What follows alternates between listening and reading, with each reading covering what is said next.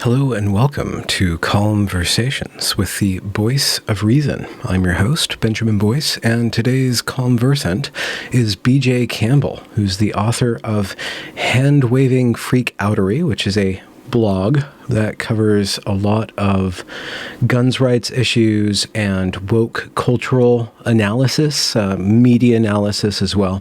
And he's also somewhat attuned to a libertarian way of thinking, but that doesn't hinder him from assessing the realities of living in a society. So without further ado, here is BJ Campbell. Since you don't do guns a lot, it bears mentioning that 2020 was the year the guns won. How so? Sales every month exceeded the previous record for that month by something like 40%. And unlike prior booms, it was like 3/4 liberals. Well, why don't we talk about the numbers? We won't talk about guns. Like guns themselves. We can talk about those numbers. We can talk about the numbers. I mean, it shows a sea shift in kind of what's going on. It also shows that the their gun agenda is dead in the water because of how the dynamics work, right? You know, you only need like a 5 or 10% above median to be able to create a landslide in this country because we're in a first past the post system. Right. Mm-hmm. You know, and I think if you go and look at a total poll of like current gun owners, something like 1 in 10 bought their first gun last year. And most of those are liberal. So because the conservatives already had guns. Yeah. Most of normally when you get a spike, it's like somebody with 8 guns buying their 9th, you know, because they're afraid that one gun that they wanted is going to be banned next year.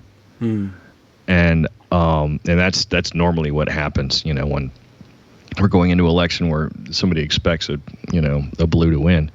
But this spike was completely different. It was a whole lot of people either buying anything they could find or buying, you know, whatever they thought they might need, you know, that kind of thing. And because of everything that was going on. One thing that we should circle back on in this is that, Let's just start. Let me ask you a question. Go. Sure. Why are blues? Why are Democrats? Do you understand why they are, as a part of the platform, anti-gun? I know there's a moral level, but is there other dynamics in there? Why is that part of their platform? I think that mostly what's happened with that is that every issue has become binary. Okay. Right. And there used to be a lot of, you know, highly rated, like NRA rated Democrat politicians, particularly in the South, right? And guns used to be every issue used to be more spread out. But what happens over time, and this is a function of the kind of media analysis we were talking about in the last podcast, with the advent of cable news media, you have to try and create content for a demographic, right? So you're in media, you create content for a demographic. A lot of other people, they create, again, this is what the big news agencies are doing too. And the reason why they did it originally with was because they're trying to sell advertising space, right? Mm-hmm. So if they're MSNBC and Fox News are both talking to car manufacturers to try and sell advertising space to them, Dodge Ram is going to buy ads on Fox, and Saab's station wagons are going to buy ads on MSNBC, right? So they come up with a second layer of incentive, where because all of the incentive is to make money with media, all of it. And where I think a lot of people misconstrue media bias when it's actually just basic financial incentives. Mm-hmm. So if MSNBC is trying to sell station wagons, then they're going to run more anti-gun stuff because they're feeding a demographic. If Fox News is trying to sell pickup trucks, they're going to run more pro-gun stuff because they're trying to feed a demographic. And then the tail wags the dog. So what has happened in the last 20 or 30 years, what you used to have from a political perspective was people who had certain ideologies, right? But now the ideologies have kind of fallen away. Really, it's just which tribe you hang out in. If you listen to country music, you vote red, right? And you buy blue jeans. And you buy Carhartts, right? Yeah. Find me a Democrat that has a pair of Carhartts. It's very difficult, right? Car parts or Carhartts? Carhartt, like. Oh yeah. Okay, sorry. Jackets. It's fashion. Okay. I'm showing my colors here. You are. You're showing the fact that you're stranded up there in the far northwest. You should get out east of Spokane. You'll see some. Mm-hmm. So. I'm reading Jonathan Rauch's. Well, I'm listening to Jonathan Rauch's Constitution of Knowledge, and it's very well put together, and it's about truth and truth-seeking and science and the Constitution of the United States, and it's very balanced, but it's very idealistic, and one of the weaknesses that is irritating me about it is that he's trying to make an argument that journalism used to be this high-minded idealistic thing, like that it used to be like this really grubby thing, and then they came up with ethics, and now it's somehow we've lost truth and we're in a post-truth world. But one thing that I'm longing for is him to describe how that happened, and I don't see it coming, but maybe it'll come, the economic reasoning behind that. That you're talking about that. I think the economic reasoning is a big piece of the puzzle in terms of how things have become tribal. But I might challenge his premise that it was ever ethical to begin with, right? I have a real hard time with a lot of folks nowadays from a political perspective because I'm kind of just a political nihilist. I kind of don't care, and there's a lot. I think there's a great awakening kind of within sort of the alt-right, the true alt-right, like the mold bug alt-right, and the Antifa left, right, the extreme alt-left or control, whatever you want to call them, that democracy is a complete failure and doesn't work, right? And so, which means that compromise doesn't work. Is that what they're talking about? No, I think that they both are under the impression that what we have right now is not a democracy at all. What it is it's an oligarchy run by corporate elites and rich people, right? You know what I mean? Yeah. And who you vote for doesn't matter because you've got a set of pre-selected candidates that have been selected by some kind of system of power that you have no control over, right? This is a theme that shows up both in the extreme left and the extreme right literature, right? They both agree on that. And, looking at it, I kind of agree on it too. But what they come to these conclusions. It's like the sort of the extreme anti-left are like that we got to burn some buildings down, right? We have to create giant revolutionary change. And then if you read, Curtis Yarvin, he's all like, well, maybe democracy was stupid in the first place. We should go back to kings and queens, right? Mm-hmm. And in both of their analyses, they both have this understanding that what we have now is kind of a proto-fascist state where, like, if Mussolini-style fascism was a deep and important connection between industry and the government, where they both worked together to produce these kind of cohesive results, and that was where the power flowed from back and forth between them. It didn't come from the people, right? But that the people would be better off if they just did their thing hand in hand. That was Mussolini's idea, kind of. I'm sure some Mussolini historian is going to flog me for saying that, but that was the gist. And in the alt-right and alt-left analyses of the situation, that's what we have now, and it freaks them out. And the main reason I think it freaks them out is because it's challenging their childhood indoctrinations about what was going on. Yeah, he had the cartoon with the bill and the law, and this is what it is, and it's democracy is by the people and all this kind of thing. And they're like, oh my God, this isn't true. Oh fuck, we have to change it. Okay. And I'm like looking around, going, I don't know. Maybe what we got now works. I've been toying with this idea of writing an article called "In Defense of Proto-Fascism" just to see how many people will hate me, want to burn my house down for writing it, and because what we have now, there's a lot of things wrong with what's going on with the government and with everything else, and I don't disagree with that, but also at an objective sense, we are better off now than we ever have been. and barring further, infinite inflation and supply shortages and dealing with this pandemic, which is a whole other nest of most of that was self-inflicted. Most of that was self-inflicted, right? Wait, inflicted by who? The individual or the state, or all of us together acting in unison? Well, I think it was kind of a network, right? You had social groups freaking out. You had government overreacting. You had corporate interests unsure what was going on. I mean, the mask thing was kind of a sham. If you look at the stats on mask mandates, they're really not very good. They're really not. It's like if a mask mandate, it will reduce spread of COVID by 0.5% to 1.2% or something like that. This is according to the CDC. That's not a made up That's isn't stuff. COVID only affects 1%, 0.5 to 1% of the population, anyways. I mean, we got a whole bunch of COVID cases in the United States. I'm like a third of the country's already caught the dang thing. Yeah.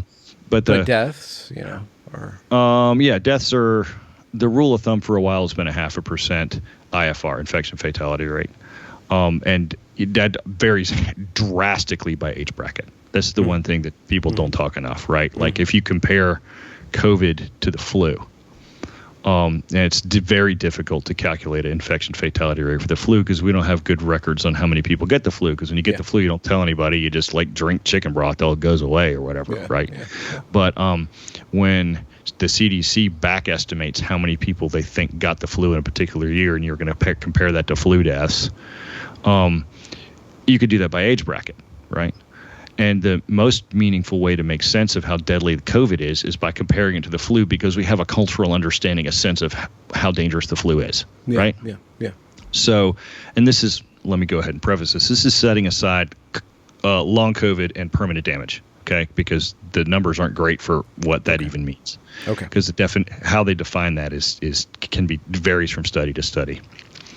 So, just talking about deaths here. The infection fatality rate for COVID for people under the age of 18 or whatnot is half what it is for the flu.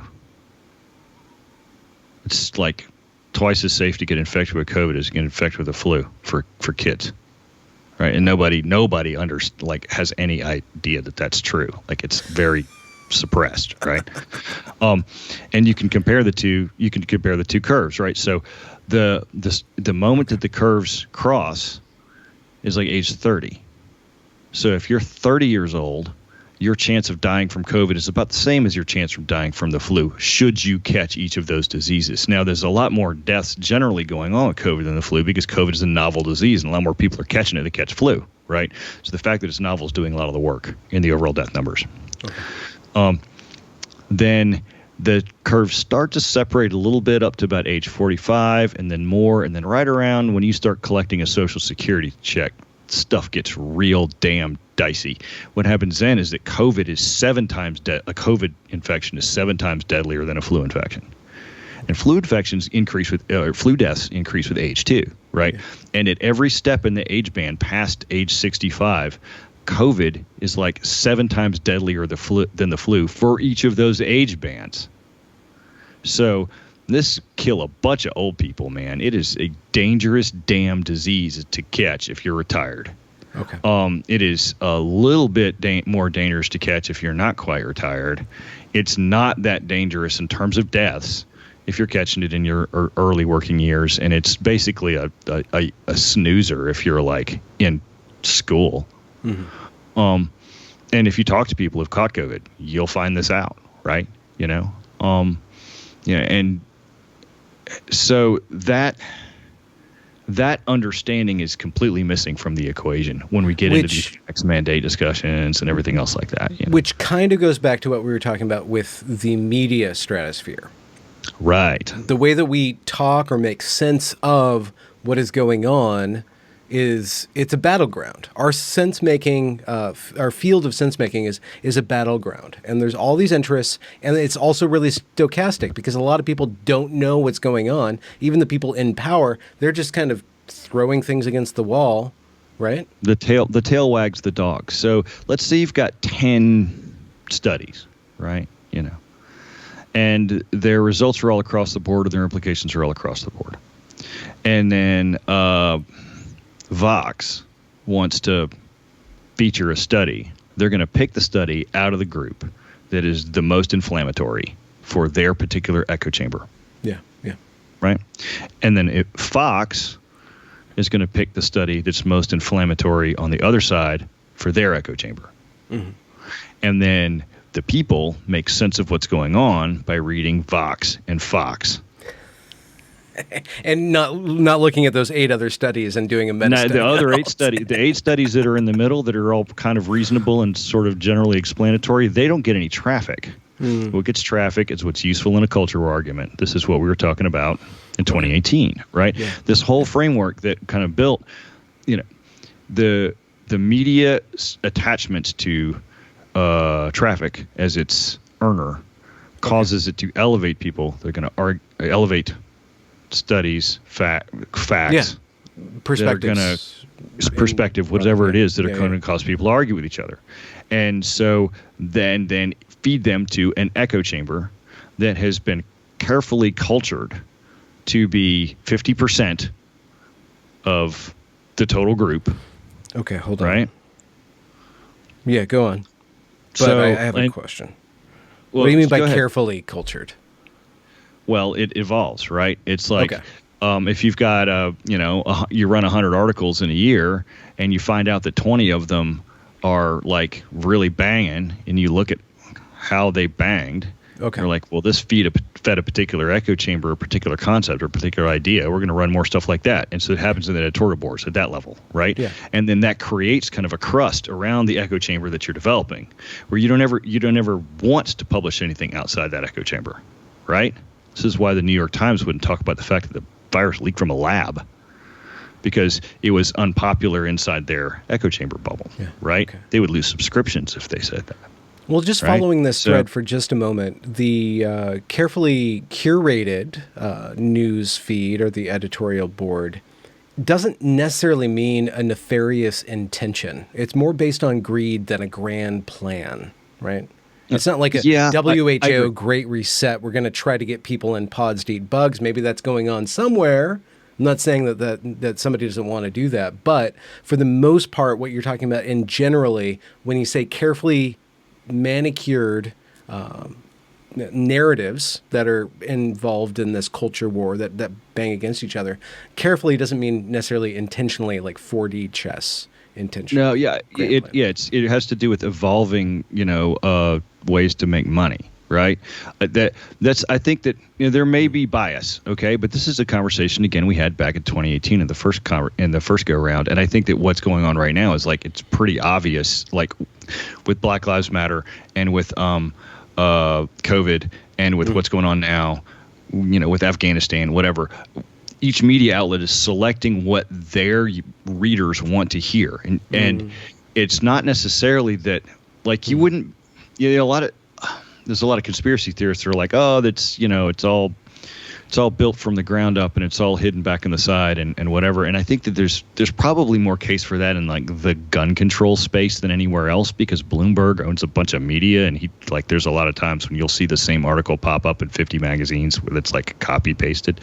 But outside of certain specific attack vectors like that, mostly it's the tail wagging the dog. It's the echo chamber determines the news that the echo chamber wants to hear, because the echo chamber is going to dictate the traffic for the news. And so then what looks like a conspiracy is actually just a market force, right? Does that make sense? Yeah. Well, okay, so the flip side of that then is somebody like Brett Weinstein and David Fuller and Claire Lehman. I don't know to what extent anybody who's listening to this interview is on Twitter and follows those people, but Brett made an argument that was skeptical of the vaccines and kind of pro or favored this thing called IVM. That's all I'm going to say about ivermectin. Well, you can't say that. You don't want to get banned on Twitter. We'll see. Shoot. Okay. Or, right, I'm more worried about YouTube right now. So, So Brett was doing this one thing, and then these other people fought back again, and it got so messy. So all these people were just arguing constantly on Twitter,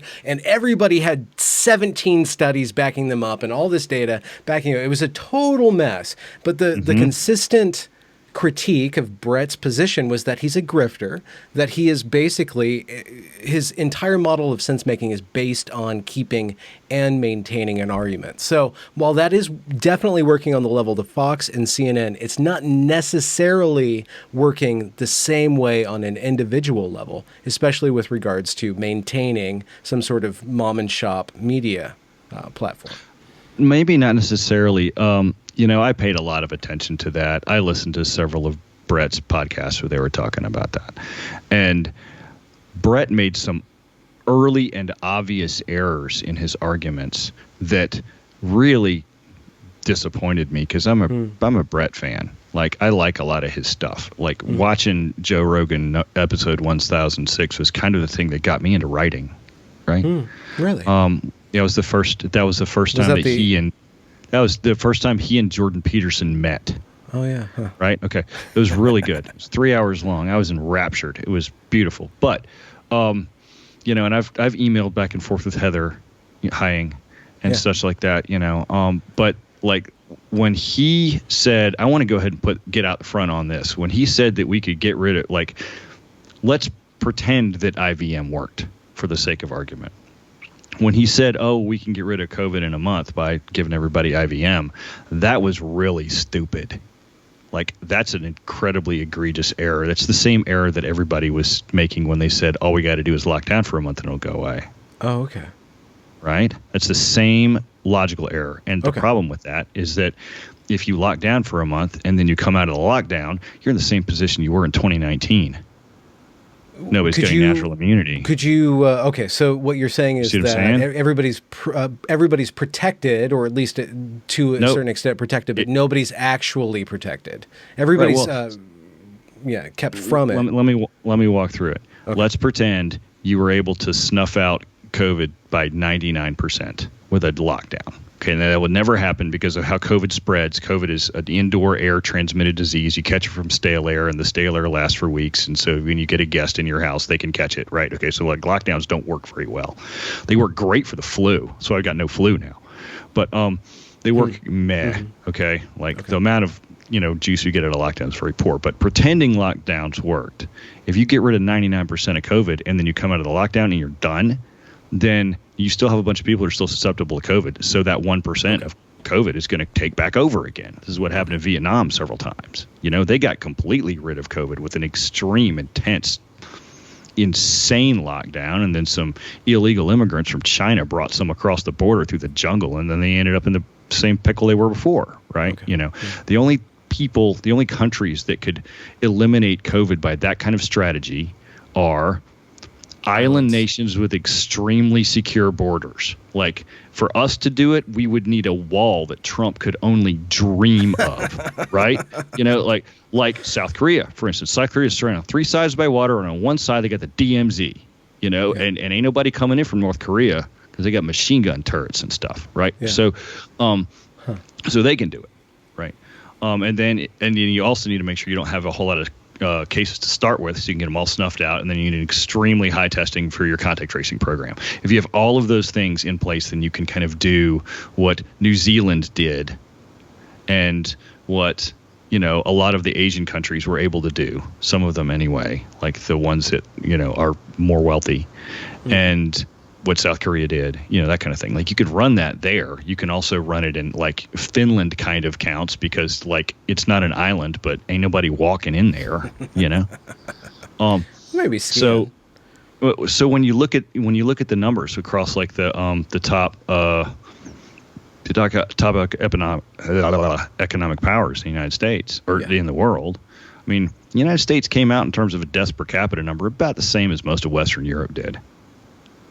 Kind of the same, because we were kind of doing the same stuff. We all got infected. The infection pipeline was the fashion industry. Nobody was talking about that. Wait, whoa, hold on. Wuhan is where the garments are made. Milan is where the garments are designed. London is where the garments are financed, and New York is where the garments are shown. And that bang, bang, bang, bang. Wait, what about Seattle? Did we ship fibers through here or something? Because we got Seattle's outbreak was very small. It just happened to get noticed first because University of Washington was running that crazy study on stuff that had nothing to do with COVID and decided to start testing some of their samples. Okay. Like Seattle, seemed like the first place. New York was already bent over the barrel by the time the first case in Seattle was identified, and New York didn't know it. And you look at deaths per capita. You compare New York and Washington. It's nuts. Okay. Yeah. The Eastern Seaboard got pummeled. New York got hit first. That's where the triaging was happening. That's where everybody was, going. That was it. They went full Cuomo. Right. They went full Cuomo, and so it was. But where did it happen first? It was Milan, and then it was London, and then it was New York, and it all came from Wuhan. And the connection to those four places is fashion. There was some CEO of some Wuhan garment producer that went to a bunch of parties. Yeah, just like Contagion or something. Yeah, right. That's what happened with that. Okay, we have to circle back. We got a lot of things to circle back. Yeah, we're doing a lot. We're just spinning plates here. So let's go back to the IVM thing. So how is lockdown like IVM? Okay, so lockdown is like IVM or IVM is like lockdown because let's pretend that we did the Brett Weinstein plan and we gave everybody in the planet IVM for a month. And let's also pretend that IVM works. Okay, when you're done with that, if you didn't eradicate 100% of COVID during that time, then it comes right back. It just comes back along a different vector. Right. And then you got to do it again. And then you got to do it again. And it doesn't work. And COVID is already in the deer population in the United States. You're going to get all the deer IVM? Are you going to get them vaccinated? There is a reservoir of this disease that will never leave. Right. We have it in animals in the United States. You're never going to eradicate it from Africa. Right. I mean, you're never going to get enough vaccines in Africa to get rid of COVID. And it's so COVID is never going to be eradicated. The zero COVID people lost.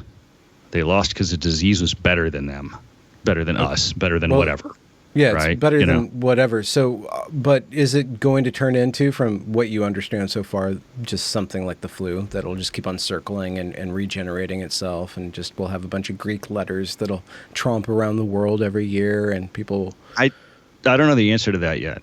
I think there's a lot of possibilities. One of the possibilities is that, whatever it is in our genetic makeup that causes us to die from COVID, like some people, you could take two people that are like the same fitness and one of them will get completely screwed and the other one will be totally fine. And nobody's really got it figured out yet. They think there was early talk that it might be related to blood type. It might be genetic. Don't know what it is. But whatever it is, could be that COVID just wipes out all those people going to end up dying from COVID anyway, and everybody else is fine, right? Or it could be that we end up developing better immunity to it. We know that natural immunity is 13 times better than vaccine immunity, and so it could be that as long as eventually everybody will get infected one way or another through a breakthrough infection, and then they'll have enough immunity to last. There's some question in my mind how long the immunity lasts. I know 2 cases personally of reinfections after a prior infection. Oh, okay. And I know I hear a lot of stories about people who are getting reinfected after vaccination. And it seems to me like the reinfection boundary starts around 10 months after an infection and around 5 or 6 months after vaccination. And I don't know, that doesn't mean your immunity's gone at that point, but that definitely means it's gone enough to get, Do you know at all if the second one's worse or better or easier, that is? All I have is anecdotes. Okay. And so anecdotes don't mean anything. No. But I'll share the anecdotes, and in my anecdote, one of them was better and one of them was worse. There we go. But so, who knows, right? I don't, I have no data on that, and so I refuse to take an opinion on it. But back to IVM, because there's something that's really interesting about IVM that nobody's talked about.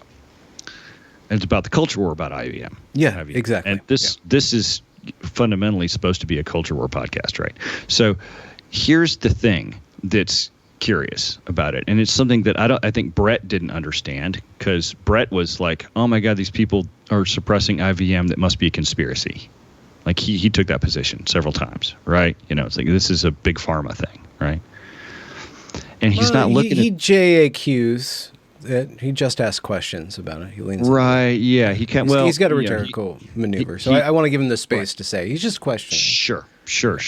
But so the rub is this. Let's pretend first off, let's discard the idea that prophylactic IVM can eradicate COVID, because that's just dumb. Some of the studies around IVM are real sketchy. Some of them ain't so bad. There's a lot of them that says that it works. I'm of the mind that if it's not harmful in human doses, why not try it, right? Like, I haven't caught it yet, but if I do catch it, I'm going to take IVM.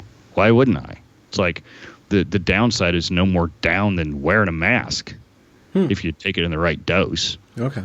Yeah. So sure, why not? So let's pretend for a moment that IVM is going to increase your chances of getting over COVID by 10%.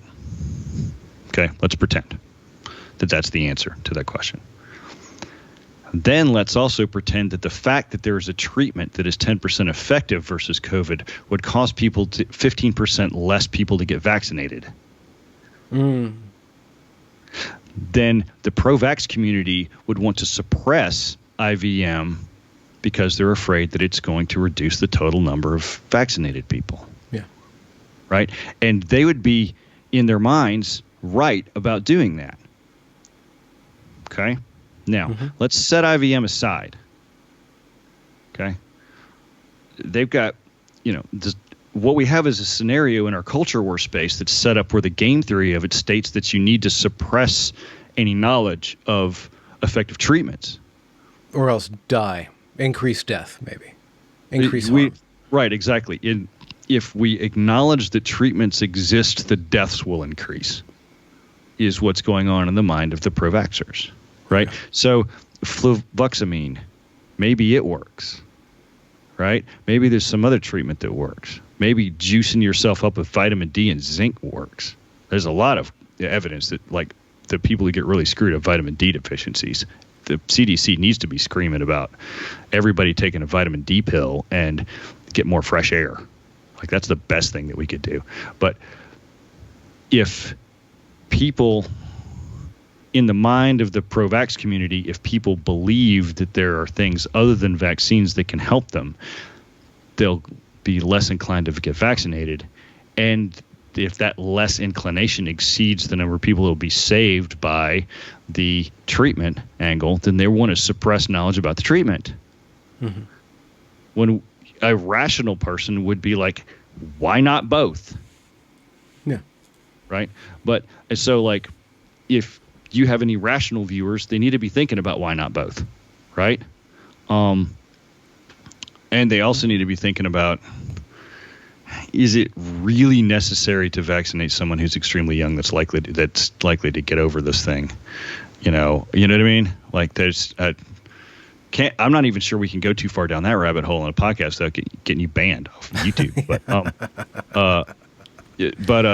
That's at the lower age brackets, COVID's really recoverable, and you get them something that's 13 times cooler than a vaccine by recovering from it. So, well, and we don't know about the vaccine yet. Again, there's just too many studies for me to make sense whatsoever about what's going on. But people are really worried about the vaccine. There are things to be worried about the vaccine. The biggest thing to be worried about the mRNA vaccines is the first time we ever done it, and we did it hastily. We didn't do it with slow progression. Yeah. The other thing that's scary about that is that at this point, so like the phase 3 trials were rushed, and I was reading the Pfizer's booster trial document today, actually, and their cohort for study for looking for side effects from the booster, from like the third shot or whatever. They only had 13 people in their whole study group over age 55 in the whole study. Like, unless I read it wrong, that's what it looked like to me. I downloaded it from the FDA website. That's what it looked like it read to me. And I was just like, whoa, are you kidding me? You'd think that we would have had to have a a booster trial that had more than 200 people total in it, more than 13 in the age bracket that's most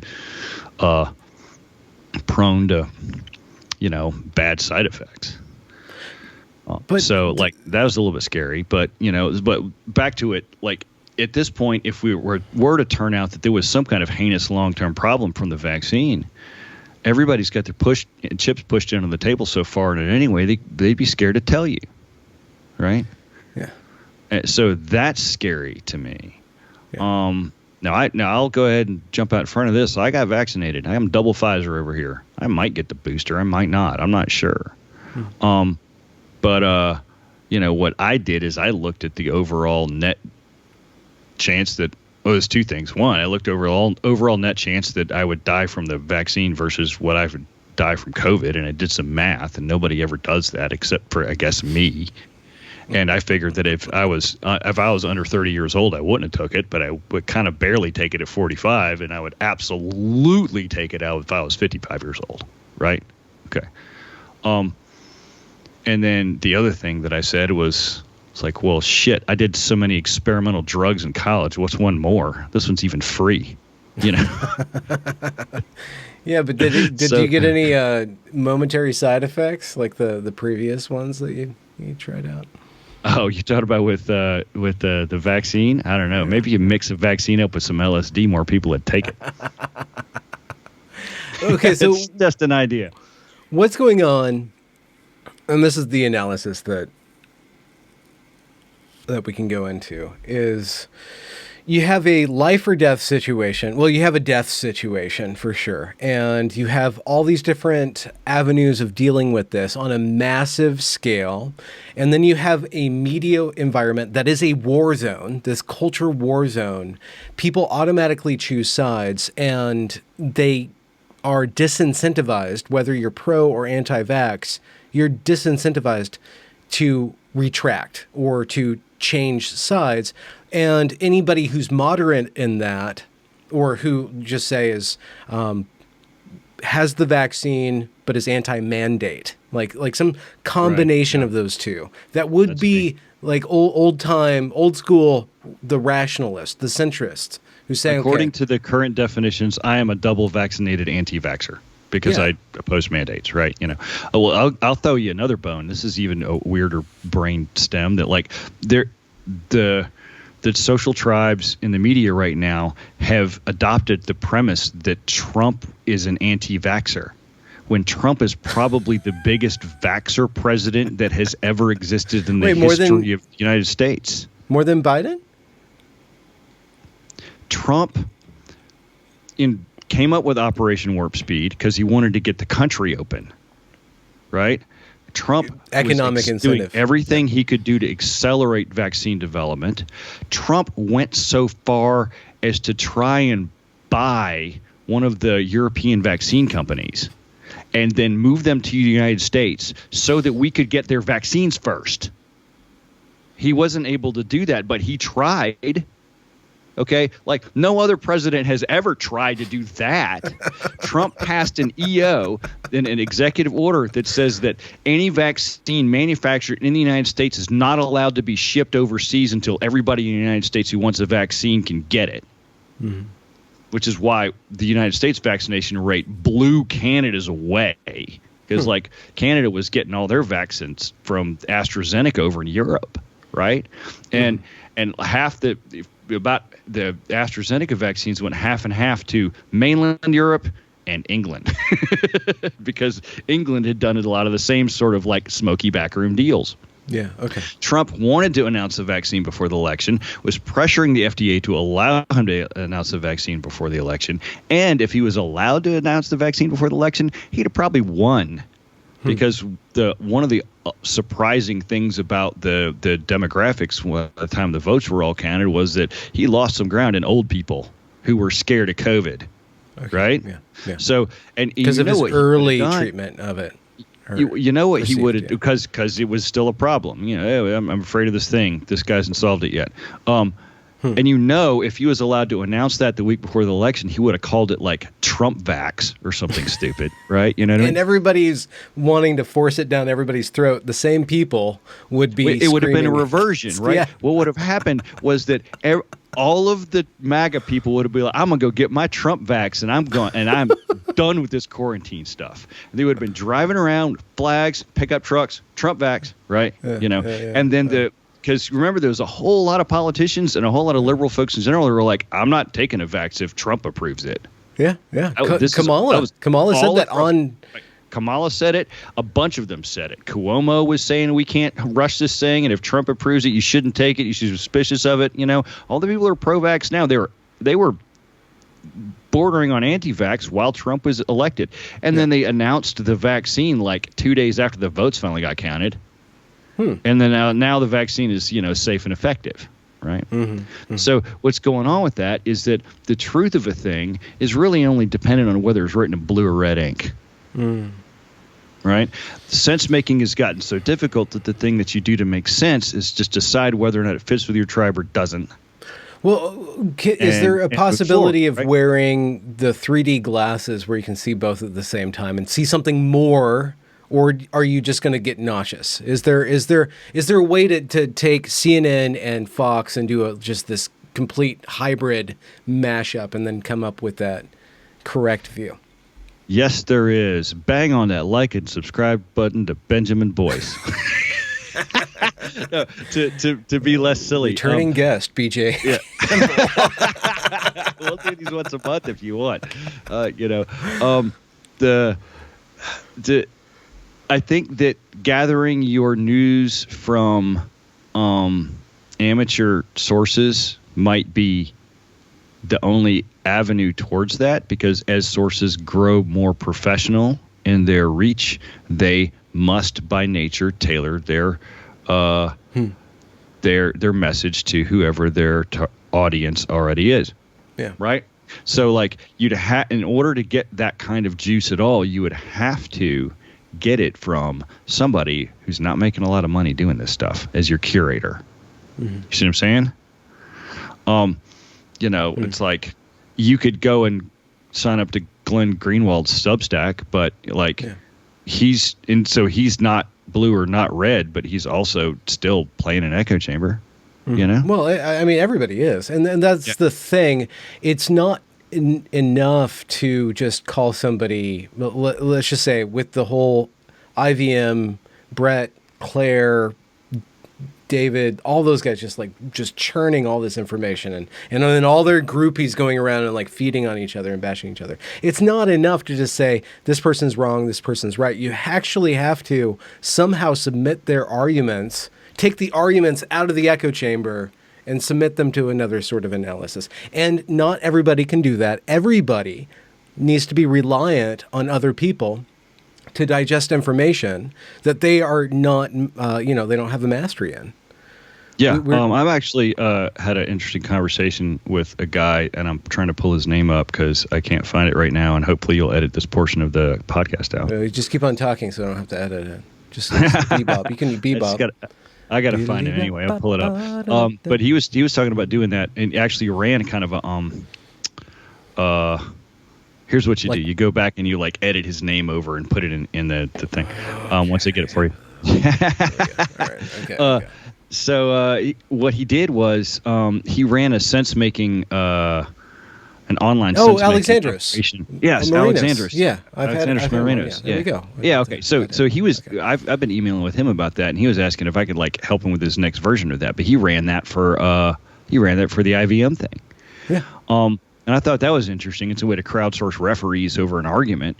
I don't think that's scalable, or if it is scalable. Well, I mean, he himself, and then there's all these personality things. Again, with the Twitter baloney, everybody became total assholes to each other. So it was a bunch of it was a bunch of gladiator shit. When I just want somebody to just like lay out the arguments intelligently and wittily, hopefully for me, in order for me to pay attention to it. But everybody just started bopping each other on the heads. It's totally inane. And then everybody tends to think of themselves better than what they're actually doing. So, Right. Well, I mean, so, okay. they fell into the sense-making rabbit hole, right? They fell into the trap of, because I'll tell you what, they got a whole lot more traffic having that argument than they did doing anything else. Sense. Yeah. Right? Well, it's the same thing. Okay, well, great. It's just like, I don't know, like Ben Shapiro arguing with, AOC or something. It's just a smaller scale, right? Yeah. It's the same behavior for the same reason, because the behavior is incentivized because it drives traffic. So it sounds like you're making a case for the farm fresh egg, like the literally farm fresh egg, rather than the Safeway, every egg has 2 yolks in it, genetically modified egg. Like, you're saying that people need to go to a local shop that they have some sort of connection to beyond just the information flow, but kind of have a sense of a human being as a human being, rather than this character who's producing content that is marketed to them. Is that correct analogy? Okay, that's a correct analogy, and it also shows why the idea fails. Because, like, we got 340 million people in the country. If every single person got their eggs from the local chicken farmer, there wouldn't be enough local chicken farmers to get everybody eggs. We need massive chicken houses to get enough eggs for everybody to eat, because there's too many people. Okay. Yeah. So there's no good way that you can have just like a whole bunch of, micro news sources that we're going to try and supply content to stuff, because there's. Wait, what are you talking about? People, there used to be prior to the internet, every town had their own micro. Yeah. Well, that's true. But you got to remember, they also weren't doing echo chamber stuff. Their echo chamber was just a geographical boundary. So it was something other than ideology. Now that we are uploading ourselves onto online spaces with these algorithms that are basically the terrain, we don't have anything in common other than what we have in common. Right. Mentally and feeling. Right, yeah. Like used to be, if you were in a town and you had 10,000 people in the town, you might have people who had much a broad breadth of experiences and opinions, but they all at least lived in the town. Yeah. And then they all got the same newspaper that was for the town. And so the person, that curator of ideas, had to make sure that if they were going to play to their echo chamber, which was the town, they had to play something that was like pertinent to the town. Right? Whereas now what we have is anybody can build an online town out of any people in the world. You can go and build your flat earther town and then feed the flat earthers flat earth shit. Right? Yeah. So that what it does is it creates, I mean, this is a really important thing to understand. What it does is it creates micro insanities. So I haven't heard that one before. That's great. Oh, no, this is beautiful. You're going to love this. All right. So here, you ever used to watch Rocky and Bullwinkle? Yeah. You know this? Okay. All right. So they had this guy named Mr. Peabody.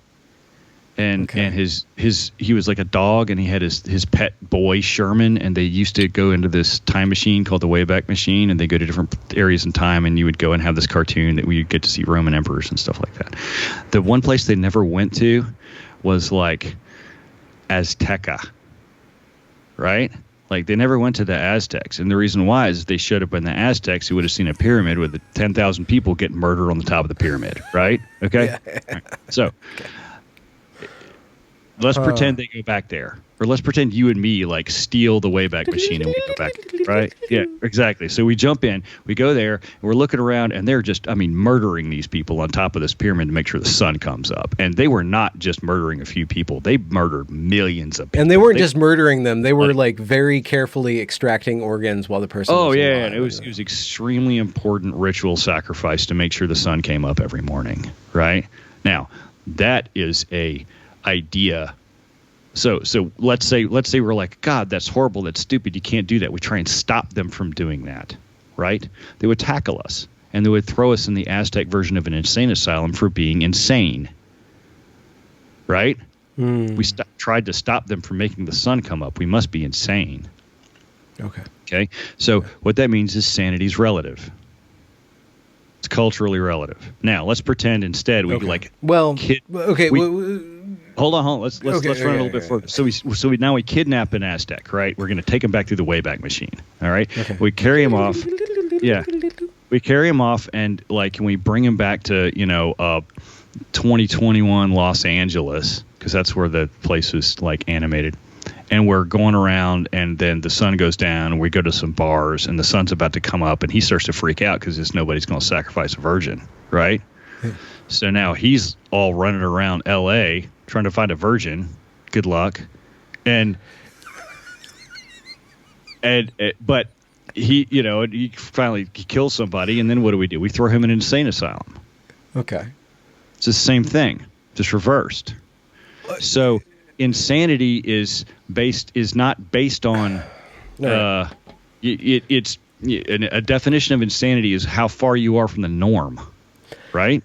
A definition of insanity is definition. We'll say one definition of insanity that certainly lands people in insane asylums is far you are from the norm. Okay, that's not. I'm being kind of hackish about like broad. There's certainly certain like mental deficiencies that also qualify, right? But some of it has to do with whatever your indoctrination is, or whatever your general beliefs of the world are, or your locale and your mental locale, those who you hang out with online. Okay, those who the same watering well that everybody drinks from. Right. So when you have echo chamber mechanics that develop because of the way the media is incentivized to drive clicks and to feed the echo chamber more to be able to generate more traffic. Mm-hmm. What you do is you create people who have a walled garden about their understanding of what the world is and how it works. And that walled garden could look blue, or it could look red, or it could look yellow, or it could look, Russian or Chinese. That's kind of what the Chinese are doing right now, is creating a walled garden by executive government fiat. Yeah. People in a different walled garden are going to look insane to you. Yeah. Right? Yeah. You have a lot of people outside the woke sphere that are looking at the wokes like, those guys are insane. And if you talk to the wokes, they you have good, honest, upfront conversation with the wokes. They look at people outside the wokes, they're like, they're insane. Okay? Well, if you have a system that is rigged to create more and deeper echo chamber bubbles, then you have more people that get put into places in the online space where everyone outside of their space looks insane to them. Okay, so... Right? Okay, but then you get into a situation in 2020 where you have this president who's vilified beyond any other president, I think, in history. I don't know if he was... wherever Trump lands on the best or worst president himself, but the way that he was portrayed by the population is probably the worst portrayals that I've ever seen. I don't know. But anyway. Maybe. I don't know. There could have been a guy way back that got really trashed. It's hard to say for sure because I'm not alive for a couple hundred years, but he certainly took it on the chin for sure. So he invited that. That was part of his raison d'etre or whatever. And so you have him pushing this thing called the vaccine, and then you have liberals buying guns en masse, like the blue tribe that has always been screaming more and more vehemently about gun control, now goes and buys up all these guns while people that they are on the side of are burning down their towns or whatever. You have these moments of cognitive dissonance where you have Trump, who is the vax president, now called anti-vax, and the Trumpists anti-vax too, even though Trump himself is being misrepresented by both of those tribes. And then you have this gun control issue, which is then a blue issue. The tribe, the ideological tribe, is no longer behaving according to the rules or those layers of rules that they ascribe to as the blue tribe. Is that the way that these things naturally break up? These micro insanities or macro insanities eventually break up because the individuals start acting in discordance to the guidelines of all these beliefs. I think it's a really good point. I mean, you bring yourself back to I have a dream.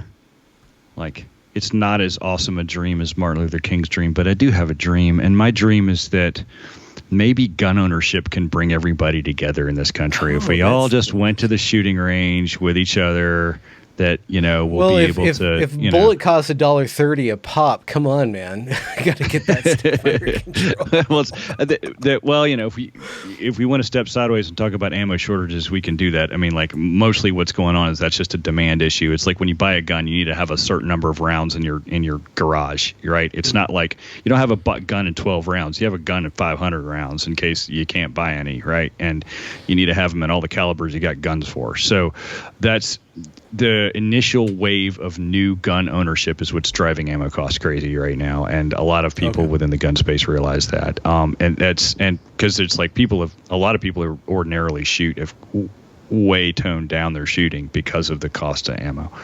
So that's that. We can put that on a shelf, but when you kind of look at the broader picture of gun ownership, it was like first you had 2020 was wild. First you had the people who are buying guns to defend their toilet paper. Yeah. I was gonna, hopefully, right. Thank you for mentioning the toilet paper. And then after the toilet paper, then you had folks buying guns to defend themselves from the police, right? Because of Floyd. Yeah. And then you had people to try and defend their home from the people who wanted to fund the police, right? And then you had people trying to buy a gun to defend themselves from the riots, right? Yeah.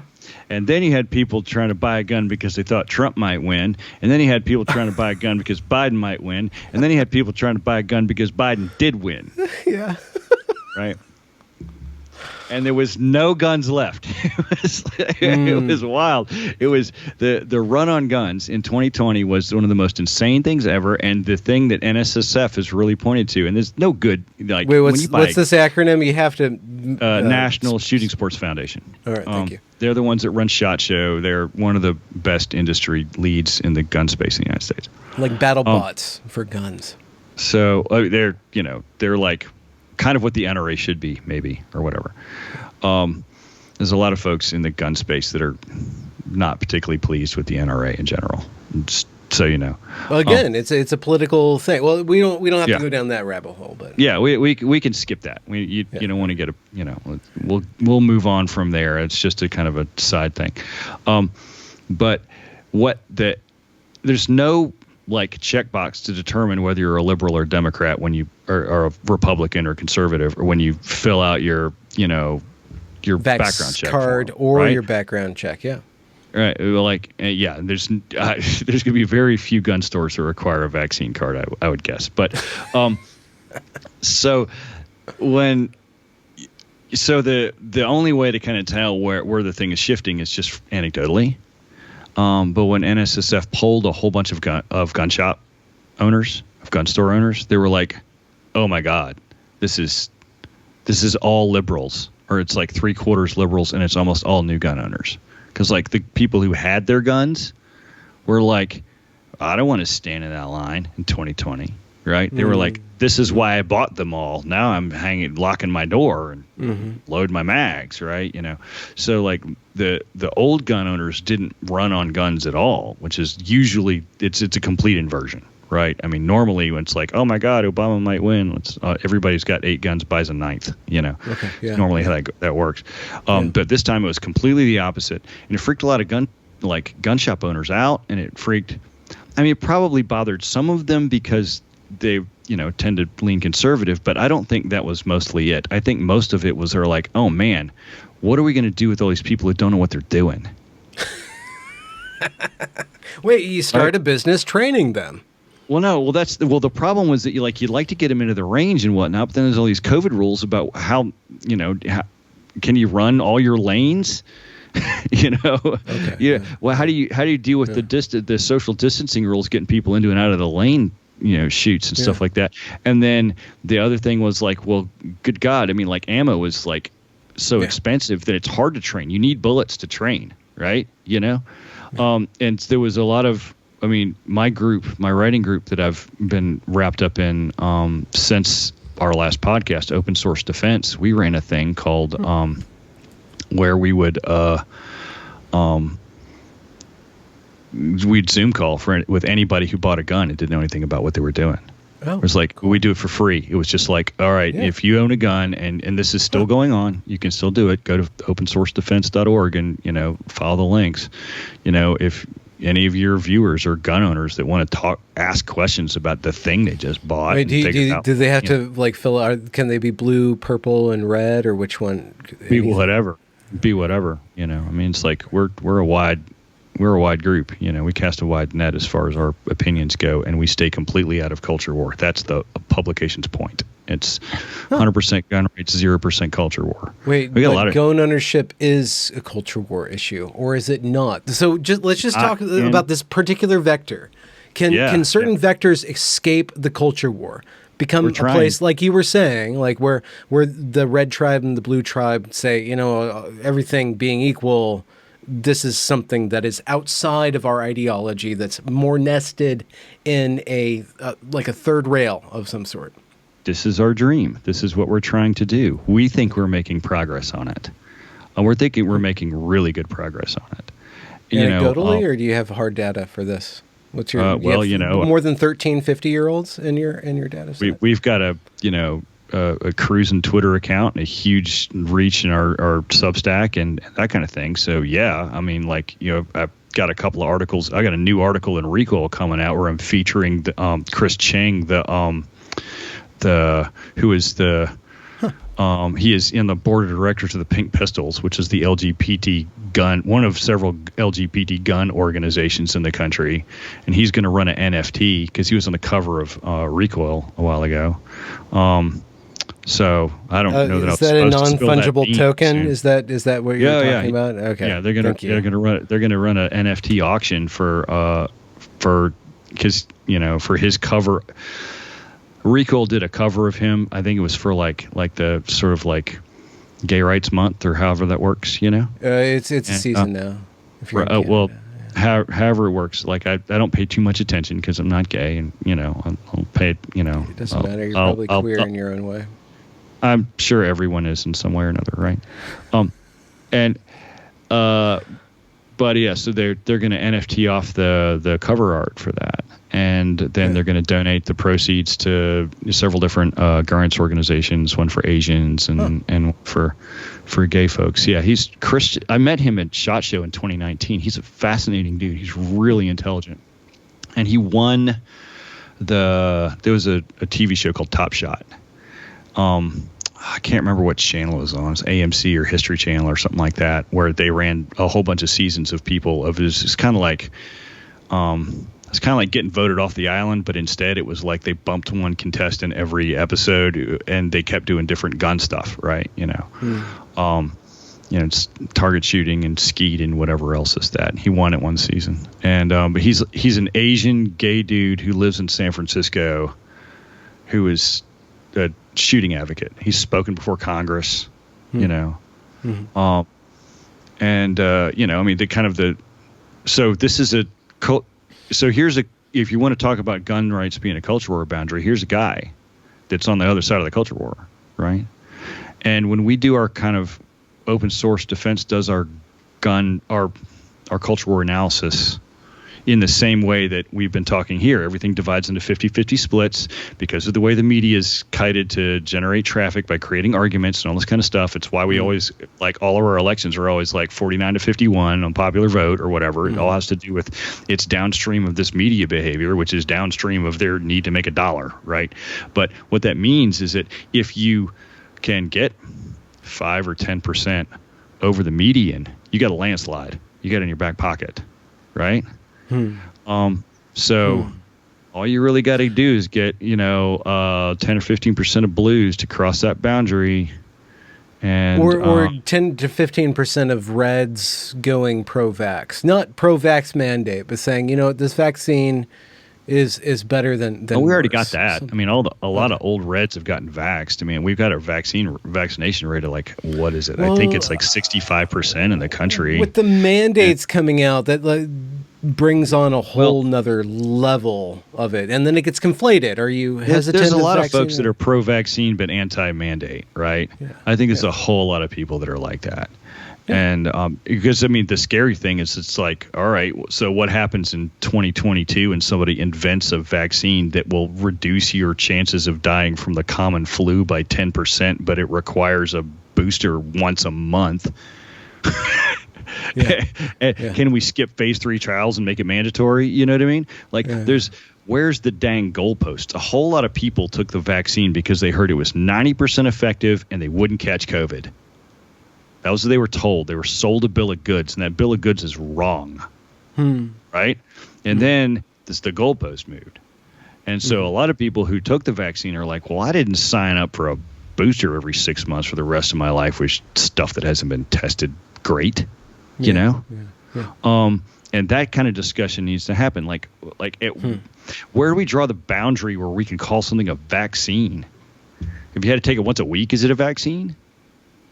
If it only if it only has an efficacy rate of 30%, is it a vaccine? You know, where's the boundary? Because that goalpost moved a lot in the last 6 months. Okay, so just taking the culture war standpoint on this is that there are these tribes, but there are always going to be breakaway issues. The landscape itself will change due to circumstances outside of the tribes, and people will reshift alignment. So even if the media will constantly be pitting us, broadly speaking, into red shirts and blue shirts, there will be issues where we will meet. And if we can, I don't know, this sounds like a really hippy-dippy way of saying, if we can pay more attention to those breakaway issues or something that has a different sort of feedback other than, basic human emotions like being right and dominating other people, but something along the lines of, this is something that I need. This is something that is real, that I will forego my political affiliations in order to interact with people, in order to gain this thing, be it access to, a watering fountain in old school America, or a right, perhaps, or a limitation on government. Maybe there are vectors of confluence that constantly can break down these echo chambers that will reform around other lines. Well, you're going to have a hard time forming that cross-cultural boundary around a limitation on government. I'm just warning you in advance. Okay. There's just not enough people who want a limitation on government. Most people just want the government to make them 15. Safe. Oh, okay. No, all right. No, you're not going to get that. It's unfortunate, again, from me hiding in the corner with my bowl of libertarian popcorn. I wish that wasn't true, but it's untrue. There's no way. Now, you might be able to get it for guns, because guns are really fun, and you can't take anybody to the anti-gun range. Unless YouTube kicks this video off the internet. Oh no, they won't kick it off the internet. They'll be fine. There's plenty of people that have some monetization in there. Then your YouTube that mentioned the word GUN. Now what might get it killed is the fact that I said the actual word IVM once. But or 6 months from now when they cancel fluvoxamine or whatever. But I was setting you up for this one, aren't I? Yeah. So anyway, I think that certain breakaway issues can do it, but I think that one of the things that's kind of unfortunate, and I think I kind of see it in the gun space, is that in order to get enough people to band around, a issue and make it cross tribal, like what happened with guns is fear drove it, right? Yeah. Fear. Which is universal. Fear of the thing, right? So a whole lot of people were scared. I fielded so many calls in 2020 from liberal friends of mine that didn't own any guns, asking me what kind of gun to buy. Like a dozen or something. And they came to me because they knew I wasn't going to judge them about their choice to buy a gun, right? And they also knew that I identified with them culturally on a lot of different liberal issues.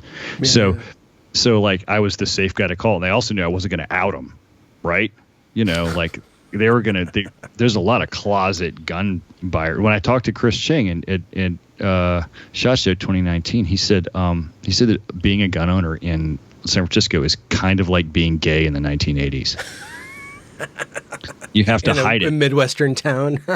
Yeah, you have to hide it because you can't let your employer know that you're a gun owner. And I would never say that because I do not have the position to say that. I am not of the, they would be very, very presumptuous for me to, as not a gay man to say something. There's some vector of underprivilegedness. I mean, you're a Southerner. You guys lost that war that one time. Well, I'm not talking about relative, intersectional matrix of oppression location. I'm talking about the personal understanding of the gay experience. I don't have that, right? So I can't speak for them. Yeah. But he said it, and I don't think he said it lightly, right? I don't think he would make that comparison if it wasn't at least comparable, right? So I had liberals calling me up, asking me what gun to buy, and I'm like, well, it kind of depends on what you want to shoot. Are you shooting targets or people? Oh, yeah, I was gonna. Anyway, I mean, this happened a lot. So, but getting back to it, fear of X, Y, or Z drove the gun buys. Now, does that mean that fear was able to break through to be able to get people to hold hands and embrace each other about their understanding of, their need to defend themselves from an abstract fear? I happen to, as I think we've talked before, I've done some mathematics, and I don't think that, the kind of fears that drive people to buy guns are that abstract. I think that a lot of them are legitimately real, right? But people only pay attention to it when there's national anarchy happening. But another thing that I want to bring up is I've gone back and recalibrated some of my opinions from the last time we talked. One of the things that we said, really kind of sort of the wrap up of the last podcast in 2018 was always the media is going to continue to drive people towards a cliff of shooting each other, and they're going to do it because they don't know anything else. They don't know what else to do, right? It's it's an engine of tribalism. It's going to make things more tribal and so and such. If I believed my analysis in 2018, and I did coming into 2020, I would have expected a lot more shootings at these protests than happened. Oh, so you're saying that they were actually mostly peaceful, all things considered? No, I'm saying that they're way less violent than they could have been. Holy smokes! There was a lot of. There was a lot of smoke. I'll tell you that much. Well, it was about as much damage as a Category 1 to Category 2 hurricane across the United States from Black Lives Matter protests. Okay, it was a lot. Okay, to put it in perspective, but I don't think that we had one out and out mass shooting at any one of those. It would, and that would have been very easy to happen. I mean, even in Kenosha, there wasn't. It was just one dude defending himself from a couple of people, right?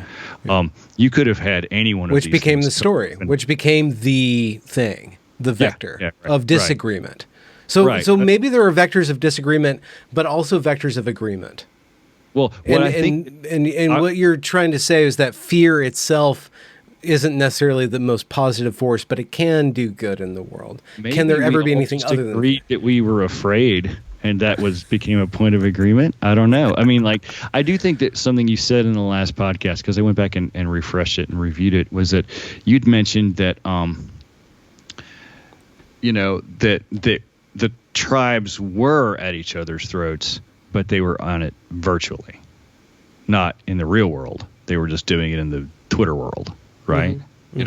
And I've always kind of conceded that would be a good way that is a violence mitigation thing, but I don't think that's the only explanation I have for the fact that there was that few dead people in 2020. There was an increase in gun violence and overall homicide rate in 2020, but it wasn't related to the protest. It was just related to the general anarchy that was going on, right? It was related to anarchy and unemployment. Unemployment always drives it. And then if you have anarchy, and then the treatment of the police or the public view of the police.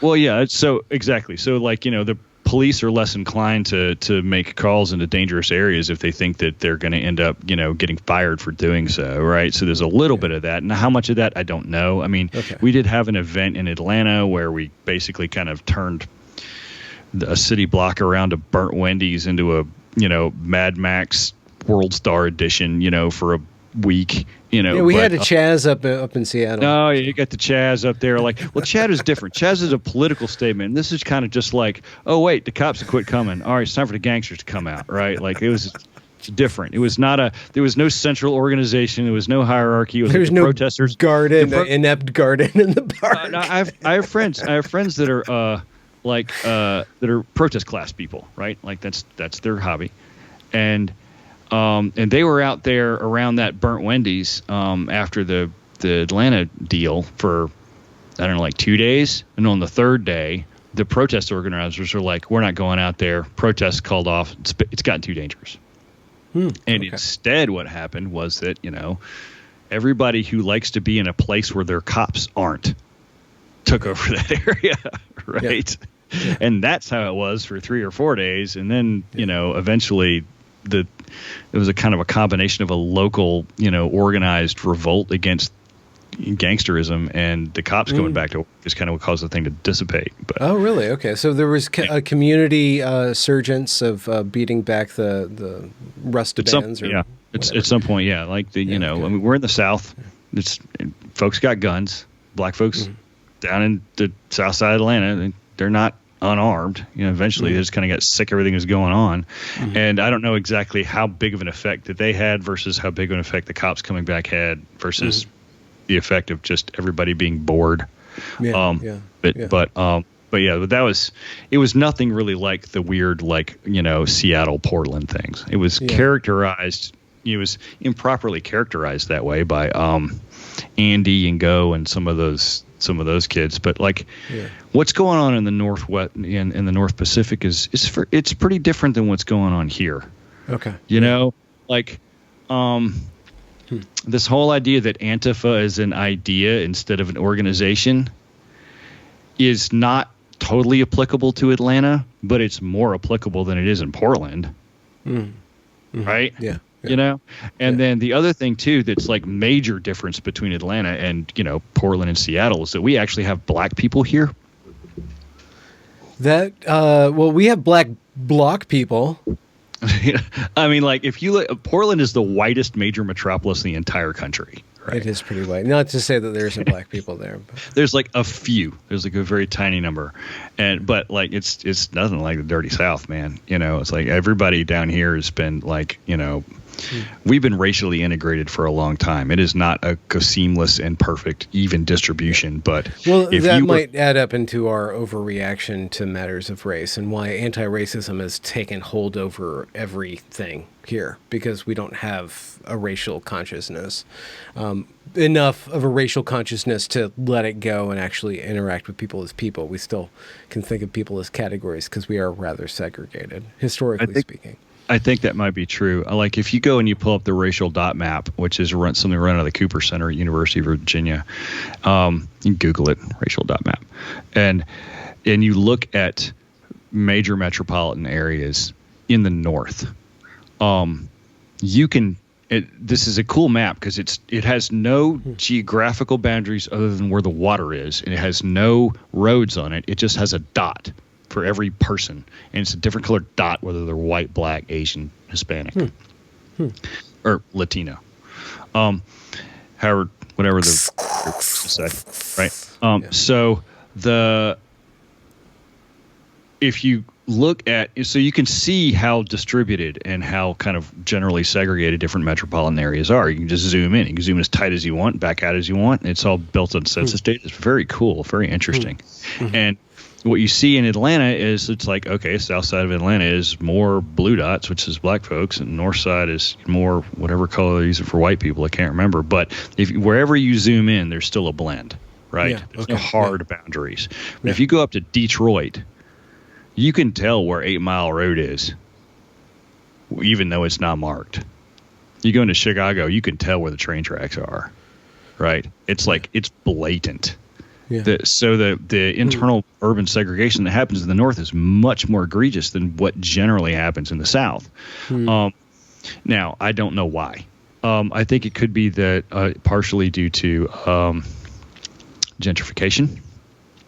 It could partially be due to we had a more of a forced integration, policy by the federal government during the civil rights movement than anybody had to deal with in the North. It could just be that we have more black folks down here, Well, and migration too. When migration post slavery happened, a lot of the blacks went up. They went up, but they went Chicago. just straight up into the cities. Like they didn't end up in the country. You got all kind of black folks in the country down here, and like they're racist in the South. Like by racist I mean individually racially prejudiced people. Okay, there are plenty of those in the South. They're a lot more rural than urban. If you're like an individually racially prejudiced urban person in Metro Atlanta, you can't even function. Like, how are you going to buy a coffee? How are you going to go to the bank? It's like, how are you going to get your teeth cleaned? I've worked for like really talented black lawyers. They're all I've never been in a professional environment that black folks weren't like in, and it wasn't like they were like put there because they were black. They like got their job because they were good at their job. Well, what you were talking about with what we were talking about with tribes and echo chambers and then micro insanities, that used to apply to race much more than it is now. And it's now being used by certain echo chambers to recreate that micro insanity around racism.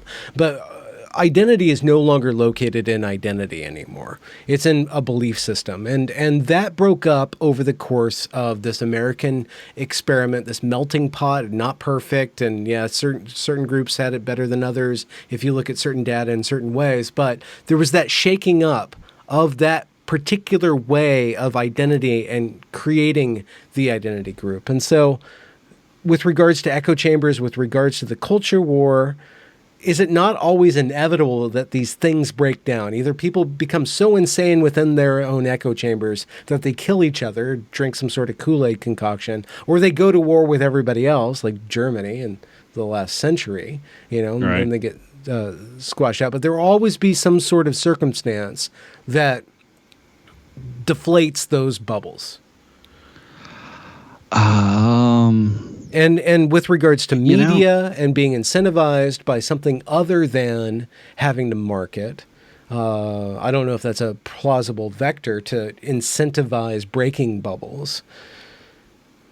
I don't know that, it's like you can say that like bubbles always collapse, but, they're just going to get... Like the college bubble you were pining on about in 2018. Yeah. Oh man. That's COVID has accelerated the collapse that I predicted back then, right? That really happened. I don't know if you paid any attention to that, right? Like everybody realizes how stupid it is to pay tuition to go to a school that's closed and you're getting all your courses on Zoom. Everybody understands how stupid that is. Well, I mean, this is we're making an online course right now. There's just no accreditation and also no fee to it. Yeah, you need accreditation, right? You need you have to figure out how you can get the accreditation on the cheap to give a hiring signal on the cheap, and then the whole thing collapses. The whole thing's going to come falling apart. Yeah. You're going to have a few really highly technical schools that are going to stay in business because they're labs and they have gear that's important. You're going to have, and then you're going to have like the big state schools and the Ivies are going to stay in business because they're primary job is not to educate anyway. Their primary job is to create a 4-year-long like alcohol and fornication summer camp so people can get married and meet their wife or husband, right? So like that thing is, and that's worth money, that's worth paying for. And then like the commuter schools that have turned into these like, micro state schools that are trying to staff up in their facilities or whatnot, they're the ones that are going to get boned. They're going to get burned to the ground. And because all the people that are going there would rather have a distance learning degree. It was cheaper, right? So they're just there for the piece of paper. They're not there for anything else.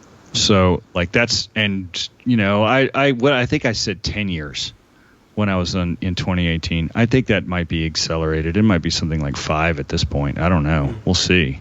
We'll see how that goes. We'll see. Yeah, that's another thing that'll burst. What you were riffing on the metaphor of echo chamber bubble popping. Right. Yeah. Tribal lines. I think I really appreciate how hopeful you are when you're in these things, because you're always looking for okay, what's the solution? Okay, isn't there a way that we get out of this and that kind of thing? Life's going to go on whether we want it to or not. The ocean's going to rise 2 inches, and some people are going to like lose out on a lot of their hedge funds or whatever. But life's going to keep on going on. If he can see the possibility, then he can possibly maximize on it. One of the things that I fell into, though, is a really neat idea to try and like undo all of this problem is to take an even wider analysis of it. Is that the reason why media organizations are doing this to try and gain clicks, but the way that they're gaining clicks is through taking up space in the attention economy, right? Mm-hmm. Well, when they interviewed the president of Netflix about who his major competitor was, he didn't say HBO.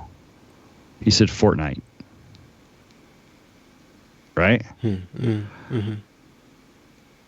Maybe if we can come up with things that are cooler and more interesting than more engaging. The news. Well, I mean, when the news has a freaking worldwide pandemic, or like the collapse of a foreign country that we invaded 20 years ago, I mean, how can you compete with that? A really good Fortnite event. If they have a Robin DiAngelo character in Fortnite, I would totally. So I don't have a good pulse on Gen Z, but it could be that Gen Z just like isn't interested in this shit, right? You know what I mean? It could be they're like, yeah, okay, yes, but Fortnite, or somebody's got to run the government. Somebody's got to decide where the halls of power are. You can't make a more fun way of governing the United States, and whoever can govern the United States gets to govern the United States, unless you can make a Fortnite that creates wonderful freaking politicians. I mean, that would be the ultimate game. I think that you're still stuck on the idea that politicians matter. Really? You think that it's just they're just a bunch of bumbling things? I think that setting policy. One of the things that like I'm not a huge fan wearing of Curtis dresses to gallows. He's Yarvin's the sort of the alt-right, who Yarvin is. Yeah. I'm not a huge fan of his, but like there's times when he really shows up, and he had this thing that he thought it was the cathedral in the show, right? Yeah. The cathedral is the actual source of power in the United States, which has got the academia, which is the brain of the operation. It's got I can't remember all the elements. I'm going to try and remember from the top of my head. You've got the military, which is, defends the thing. You've got the corporations, which are like, the houses of Landstrad that battle with each other. And then you've got the bureaucracy, which, enforces and makes effectively the rules and laws. And then you have the show. And the show is the politicians. The politicians are a rotating cast of characters who are on basically a reality TV show, and their only job, they're paid in like fame and money and influence, and their only job is to be the fall guys when the actual power structures fail. Yeah. Okay. Like they don't actually do anything. All they are is just a TV show. They're just TV characters that we elect so that we can be mad at them and throw them away. They have no more power than the Queen of England. Right? But this is that model. And in some ways, I think it's like is that totally true?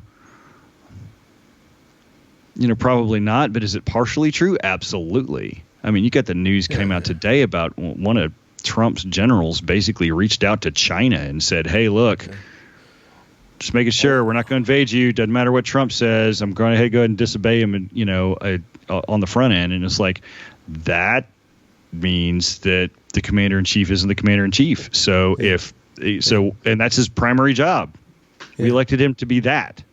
Right. Yeah. So if that kind of thing is happening and is forgiven and is excused, it's like the most egregious thing anybody in the government could ever do, according to the official framework of how the government's supposed to work, is that. Go to somebody who is their geopolitical opponent and promise that you won't do anything to them because you don't like who's in charge, who got elected. That's like, I can think of no greater example of government overreach than that.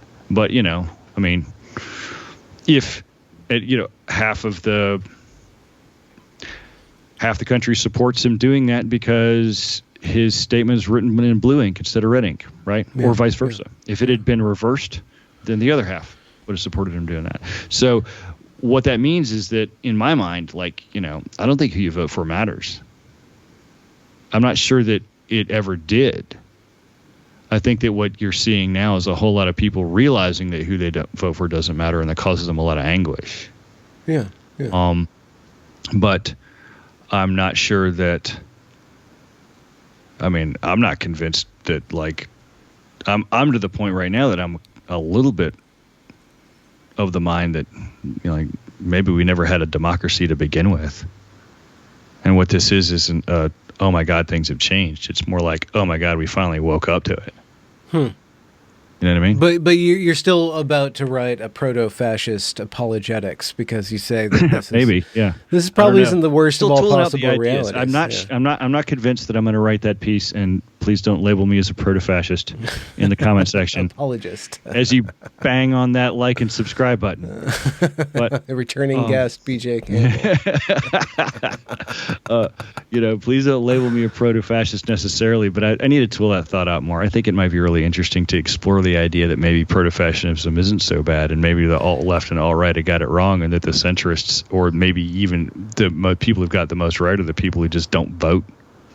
Okay, so this system, with all its flaws, still allows us an amazing amount of agency, creativity, freedom of movement. There is reality. There's checks and balances. I mean, I guess you could probably draw a government check and barely eke by if you play your cards right. But for the most part, this creates a stable middle class, right? And it's run basically by this unelected, shadowy elite of these rolling kind of elites behind the scenes that we never really vote for. But ultimately, they basically do more good than harm, but every once in a while they get it stuck in their heads that they want to increase their control and decrease our freedom, such as with a mandate, Right. These freedom Okay. tests. And on at certain times there's a time to draw a line and say, government, no. Government, get back into your corner. Get back to protecting me. Stop assaulting, harassing me. Okay. Yeah? So if you believe this model of government that we have just postulated here, let's say it's real. I'm not saying it's real, but let's pretend it's real for a moment. Yeah. Let's postulate that this is what's actually going on. Then the checks and balances that we were taught in school are garbage and don't work. But you still need a check and balance against the entrenched oligarchy. Yeah. And that check and balance is how many people in the country own AR-15s. Okay. Right. So that's your limiting principle. That's like that. This is a better, in my mind, in my weird space with my tiny bowl of libertarian popcorn in the corner that I don't necessarily, you can do whatever you want to do as far as your opinions. I think this makes a better, one of the better justifications for gun rights in general is that, and it's not that you are going to go and start shooting Jeff Bezos or anything like that, which also, while you bang and subscribe, don't shoot Jeff Bezos. No, I think he's vilified. I think he's misunderstood. I'm talking about, talking to your viewers here. Yeah.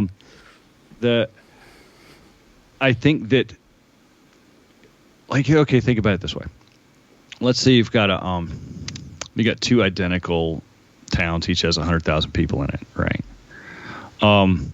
That means there's, if I recall the math correct, there's about 5,000 gay folks in each of those towns, right? Okay. Now, let's pretend town A, all the gay folks are disarmed, and town B, every single gay person has an AR-15 and 2,000 rounds of ammo in their attic. Which one of those towns is going to have better gay rights? Right? You know what I mean? So the idea is well, hold on, wait, hold on. So hold on. Let me complicate this. What if there's so there's the gay folks, but there's also 200 people who don't believe that sex exists, and they have not only are they armed, but they also have dirt on the politicians, and they want to declare that sex doesn't exist anymore, right? Okay. And they're armed, and they now proceed to take away rights from the fairer sex, or the sex who has less capacity to defend themselves. Well, who else got guns? Okay, so those you the think only that people that have guns? So basically, the TERFs need to be armed, or they're just gonna. Sorry, that's an inside joke. Yeah. Good walls make good neighbors, right?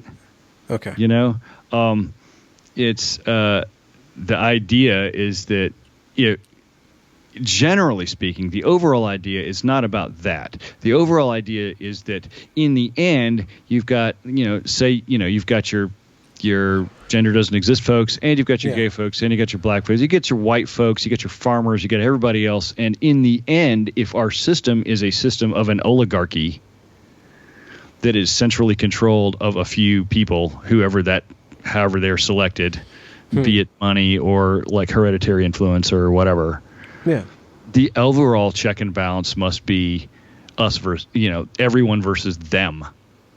Okay, that's what I was going to say. If they can convince us to be against each other, then they win. And so, the idea is that, well, if we're going to have a check and balance at all, it needs to be like the check of fear. Fear drives behavior, right? Okay. So it's like, well, if they're fear your scared government. of us, with the government, Fear power.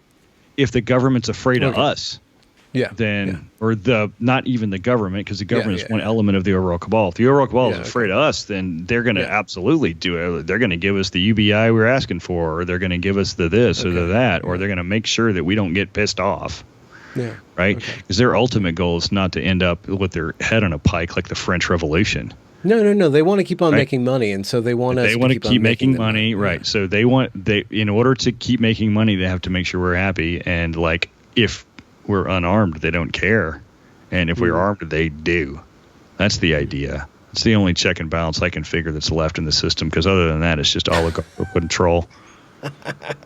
Well, BJ Campbell, we got to wrap up this episode. Thank you for your always just your star manning the oligarchy. You're just bringing so much light and compassion to this shadow government that it feels like you're disinfecting it with your nihilism. It sounds like, it sounds crazy, but if you go back in 2017, 2018, there's good analyses that show that we're in an oligarchy right now, and they were widely swapped around. And now people are saying, anybody who brings that up is castigated as a conspiracy theorist because of the current situation that we're in. But where people are trying to push a lot of influence and control into the people who are in charge because they feel like they need it because of COVID, mostly. And that's, the analysis is clean. We're an oligarchy, been there for a while. Trump was the first guy who wasn't a Clinton or a Bush. That was the first time we didn't have a Clinton or a Bush in the White House since Carter. Don't forget about Obama, unless he's a illegitimate love child. Not White House. I meant overall administration, Secretary of State or up, right? And so that's kind of a bunch of royalty garbage. So and that's just the tip of the iceberg. It's just there's a click. They run the thing. Okay, maybe it's not so bad as long as they're scared of us. That's kind of my point. Well, I think we brought up a lot of plates. Some are probably still spinning. Some would probably crash to the floor. But we'll definitely have to have you on, maybe in a live stream chat with a third party. If you're interested. Yeah. Let's do another one of these, too. Yeah, absolutely. Get you some likes and some shares and subscribe. Smash that like button. Also, visit BJ Campbell's. He's got a blog. You're also running this opensourcedefense.org thing. You have you produce some excellent content. You're up there with Mary Harrington, of my favorite, gunslingers on the idea front. All right, yeah. So the Substack is Hand Waving Freakattery. The gun rights org, of which I am one small port and not the lead writer, but a major contributing writer, is Open Source Defense. I've got a couple of articles in Recoil Magazine. Soon to have another one. That's gun related, and I've also done a what I believe to be a really good interview with Michael Siegel on Recoil TV about gun control stuff, and he's a major researcher of gun control stuff at Boston University that you can check out, and that's on YouTube someplace. So we will link all of that in the description. Sounds good, sir. Yeah. All right. Say goodbye. See you later. Congratulations for reaching the end of the discussion. If you enjoyed it, do be sure to leave a review or a comment or a thumbs up or whatever you need to do to show that glorious algorithm that this is some good stuff. And do be sure to go and check that back catalog, as it is brimming full of fantastic conversations. Links to provide monetary support are down there in the description as well. Have a good night.